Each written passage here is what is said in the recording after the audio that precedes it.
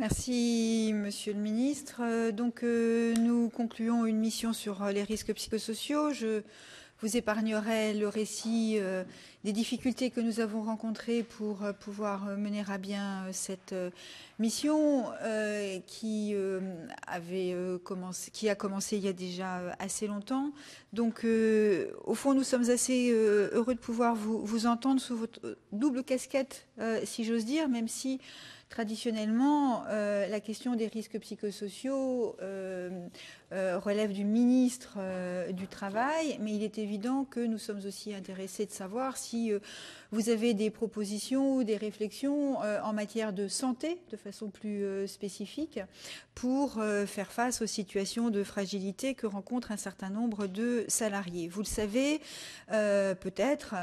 j'imagine, cette mission a été lancée à la suite de la médiatisation de la vague de suicides qui est intervenue à France Télécom, et dans le même temps, nous n'avons pas souhaité concentrer cette mission sur France Télécom, ni non plus, j'insiste, sur la question des suicides, car la question des suicides n'est qu'un point particulier des risques que peuvent rencontrer les salariés. Nous avons auditionné énormément de spécialistes, d'organisations syndicales, de représentants patronaux, de responsables patronaux, de grandes et moins grandes entreprises. Nous arrivons au bout de notre processus, et donc il est intéressant pour nous de savoir d'abord comment vous évaluez la situation aujourd'hui dans les entreprises françaises, si vous avez le sentiment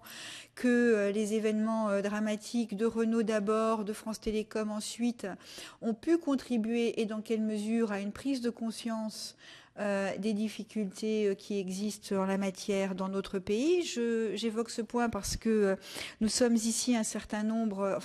non, puisque certains de nos collègues sont dans le débat, dans l'hémicycle, mais nous avons été au Canada et au Québec qui a mis en place des politiques plutôt efficace en la matière et qui notamment insiste beaucoup sur le fait qu'un consensus est apparu dans le pays sur la nécessité d'apporter des réponses aux risques psychosociaux, même si ce consensus ne débouche pas nécessairement sur un accord sur les propositions à mettre en œuvre, mais il y a en tout cas place pour un débat public sur cette question-là. Est-ce qu'il vous semble donc que nous en sommes arrivés maintenant à ce stade-là, ce qui ne paraît pas nécessairement le cas à tous les membres de la mission. Enfin, et puis après nous vous poserons des questions, bien entendu. Il y a évidemment chez nous un débat sur la question de savoir quelle est la place que la loi devrait occuper dans la réponse à apporter aux risques psychosociaux, avec des réponses diverses et qui ne sont pas forcément celles que l'on pourrait imaginer a priori des uns ou des autres. Dès lors que l'on relèverait, y a-t-il des mesures qui vous semblent relever de la loi ?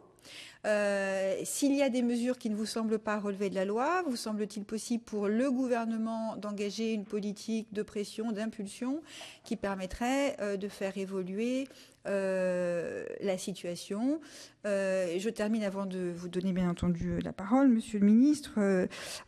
en vous disant que même si certains des membres de cette mission sont là depuis moins longtemps, donc nous avons moins eu l'occasion d'échanger, il y avait quand même chez nous l'idée que les risques psychosociaux